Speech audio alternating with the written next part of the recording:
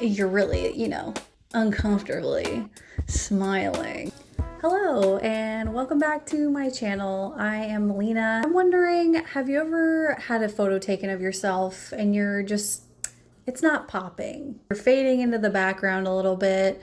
It's not doing anything special for you. And you're just thinking to yourself, I wish I was standing out a little bit. I wish I was really looking like the star of this photograph rather than blending into the background. How do we change this? Luckily for you, I am a professional photographer. And what really makes a standout photograph is things like composition, lighting, understanding light and shadow and that relationship, blah, blah, blah, blah, blah, all the things you learn in art school.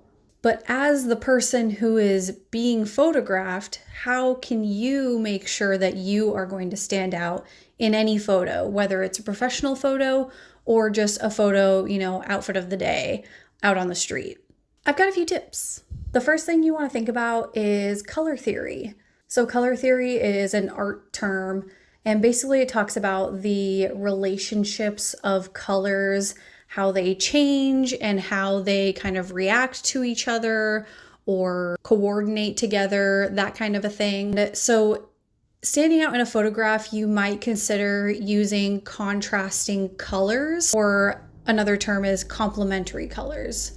So basically you're looking at two colors on the opposite end of the color wheel. So for example, red and green, blue and orange, yellow and purple, etc. I'm not saying you need to go out and pick an outfit or a setting that is like screaming in your face with contrasting colors. I'm just saying think about that. If you're going to be in a foresty setting where it's a lot of brown and green, then maybe you want to wear something more in the red colors in order to stand out against those colors of the background. Obviously, you can't always plan for the background coloring and what to expect, especially if you're just kind of out living your life. But if you can think about those things and consider what you might want to wear in order to contrast the background. And there are a few colors that are going to be more forward or more standout-ish in a photograph. So typically the warmer colors are the ones that are going to push forward in the photo, and the cooler colors are going to push back. So your warm colors are red, orange, and yellow, and your cool colors are green, purple, blue. Of course, if you're wearing a neon green, pantsuit, it's probably going to be a standout. You're definitely not going to be receding into the background with that color. So, everything is within its own kind of relationship to the situation. Or you could even think about it as simply as if you have a lighter skin tone, you could stand against a darker colored background, and vice versa. If you have a darker skin tone, you could stand out against a lighter colored background. It's all about contrast. Next up, we want to think about lighting. So again, sometimes you have control over this, sometimes you don't really have control over it, but lighting goes again with creating that contrast. So you as the subject want to be the brightest part of the photograph, typically. Of course, art, it's all subjective. You can do whatever. It all depends on what you want. As a typical person, just wanting to look nice in a photograph, you typically want to be well lit and brighter than your background. So the way that lighting works in photographs is that whatever is brighter is going to pop out or come forward in perspective and in the visual depth, and whatever is darker is going to kind of recede back into the background. So you want to make sure that you are the part that is well lit. How can we do this? As a photographer, I do think that lighting is one of my specialties. So you have a couple options. If you are out and about and say it's a bright sunny day, what you can do is find a place that has either a dark colored background or has some sort of a shadowed area where you can stand in front of the shadowed area in the sun, and the shadowed area is going to be behind you as like your background. So like we talked about, that shadowed area is going to be darker than you are being lit by the bright sun. So the shadowed area in the background is going to fade away, and it's going to give you a nice canvas for you to pop out and be the star of the show. On the other hand, if you're somewhere that's like really shady or maybe even indoors, you can kind of create your own spotlight situation by, again, just finding some part of the area that is even just slightly darker than you are, or you can find a place that has like maybe a little ray of sun that you can step into, or you can find some kind of like spotlighting to illuminate yourself, or you can add a flash. That also works. Next up is one of the most important ones, and that is posing. Really standing out in a photograph is going to be a lot about having confidence and exuding a confident energy, and that is really what is going to like make you stand out in these photographs and really draw the eye. So as far as posing goes, start with the basics. You want to stand up straight. You want to roll your shoulders back so that everything is feeling really nice and tall. You might have heard of like the take the string from your spine and like pull it up so that everything is really nice and standing tall. This is going to look more confident and have a more powerful energy than if you're like slumped over shrimping like this. Did anyone else just conjure the image of Julie Andrews in Princess Diaries where she's like walking across and she's like, wait, don't slump like this. Another great posing tip, just in general, is if it bends, bend it. Creating angles with your body is always going to be more interesting and draw the eye than if you're just standing straight up and down with your arms down doing absolutely nothing.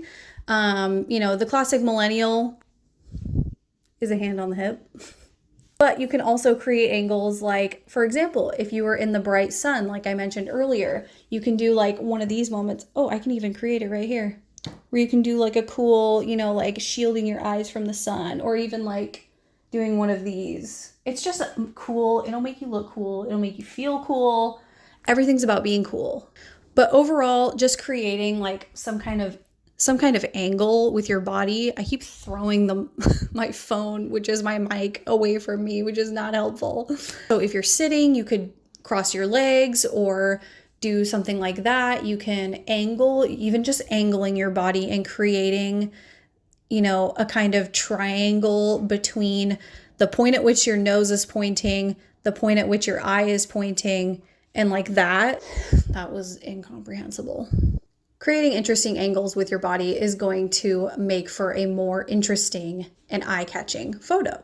Last up, and certainly not least, is your facial expression. If you are notorious for, scowling every time you have a photo taken, you might be drawing attention, but it might not be for the reasons you want. Or you get a little bit scared when the camera comes out, but you want a photo, right? So this kind of goes back to the point I made during the posing, and that is to have a little bit of confidence. Fake it till you make it. Just pretend like you know what you're doing. It usually looks better than if you're like shying away. Again, we're not schlumping. So stand tall. You can even you don't even have to smile in order for a photo to look confident.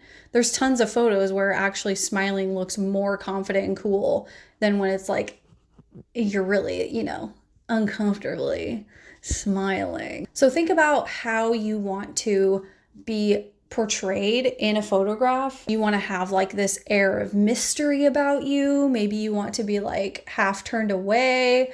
Maybe you want to do like, kind of the side eye thing, which is always cool. Maybe you just want to celebrate your joy.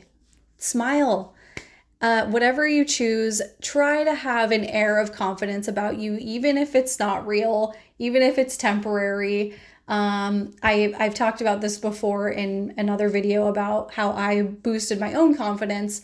And after a while, you start to believe it. Even if you've been faking it, you kind of start to believe it. It starts to rub off as something real. And then it's not so bad. The more you're photographed and the more you allow yourself to be photographed, the easier it gets. I promise. The more you willingly let it happen. If you are photographed 1,000 times and you're refusing it, it's not going to get any easier. But if you allow it to happen, you invite photographs to happen, it gets a lot easier. I promise. Thank you so much for watching. I hope this helps you next time you are feeling like not so great about your maybe a recent photo and you want to just try to stand out a little bit the next time you have your photo taken. Like I said, whether you're coming in for a professional boudoir session or a portrait session, or you're just trying to get like a cute photo of your outfit while you're out having lunch with your besties. You know, maybe you'll be the real star of the show in that group photo by using these tips. And I hope that happens.